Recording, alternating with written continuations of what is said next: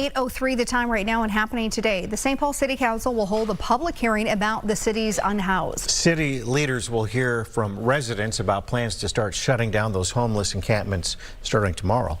That'll happen today with the public input. Bill Keller is live with the very latest. Bill, a topic people certainly have a strong opinion about. Good morning.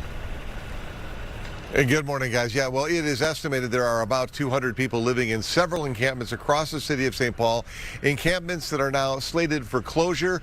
And starting tomorrow, the city plans to begin the shutdown with the largest encampment at Pig's Eye Park. Now, to give you kind of a better idea of where that is, the park is on the east side of the Mississippi River, just south of 94, basically across from the St. Paul downtown airport. More encampment closures will follow in the coming days. The city says every person deserves dignity and a path to housing and support services. And while every effort will be made not to separate people from their property, they say the conditions at these sites are simply not safe. They're not healthy or humane. And the city says for the past month, outreach workers have been out in the field.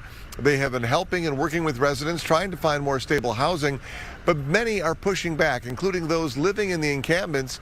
Meanwhile, you've got advocates for the people experiencing homelessness who say the city's approach lacks some pretty key details.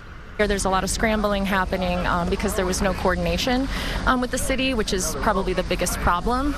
There was no coordination with the city. There was no coordination with the actual residents who live here and what they need and what they want.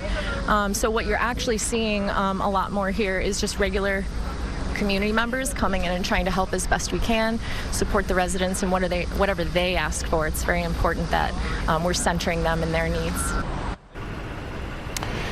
And among the challenges facing the unhoused, advocates say many don't like the idea of going to a congregate living situation. Some have pets that would not be allowed, and sobriety is often a condition to stay in shelters. Now, the city, for its part, says it has invested about $1 million to expand shelter beds and case management, but they say no city has the resources, nor is it the core function of local government to end housing the crisis on its own.